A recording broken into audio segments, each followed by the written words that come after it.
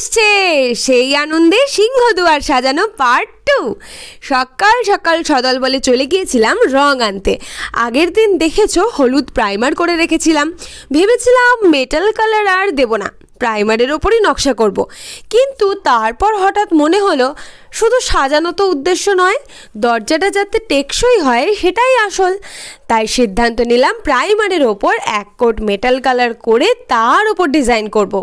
এতে কাজ কমপ্লিট হতে হয়তো একদিন বেশি সময় লাগবে, তবে কাজটি পাকাপোক্তভাবে সম্পন্ন হবে।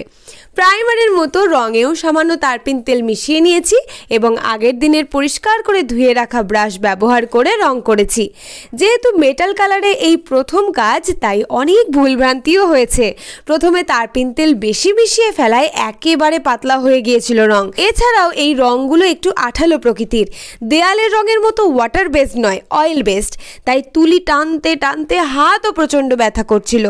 যাই হোক, পরবর্তী কাজে হয়তো এতটা সমস্যা হবে না। এক পোঁচ রং করে আমার ঠিক মনের মতো ফিনিশিং আসেনি বলে ঘন্টাখানেক পর আবার আরেক লেয়ার রং চাপিয়েছি, তবে একটুখানি স্যাটিসফাইড হয়েছি। বেস কালারটা কমপ্লিট। কাল হবে সিংহদুয়ারের সাজুগুজু। আজকের জন্য টাটা।